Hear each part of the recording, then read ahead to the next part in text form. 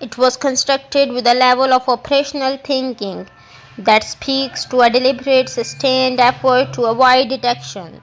Communications were conducted using burner phones, prepaid disposable devices, purchased specifically so they could not be traced back to either party. They also used Signal, an encrypted messaging application designed to leave no readable records of conservation. The people involved in this conspiracy understood, at least on a basic level, that they needed to keep their communications invisible.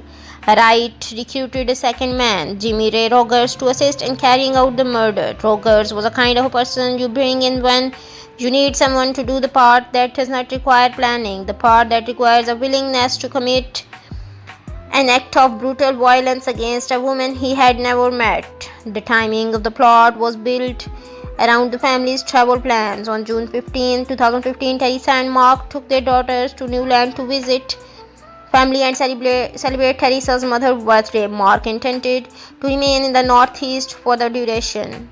Connecticut, New Jersey, building a documented trail of his presence far from Florida.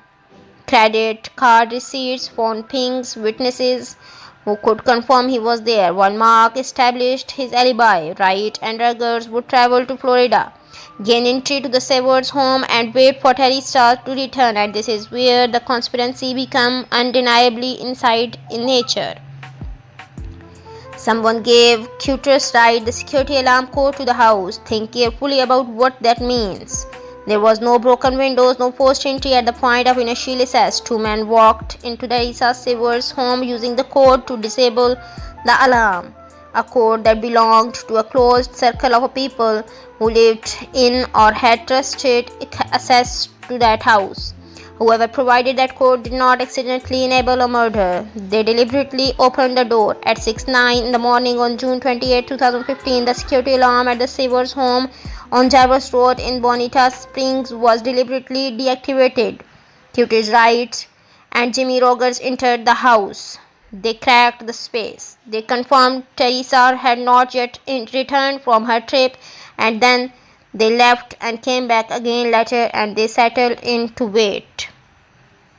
Like, share and subscribe for part 6.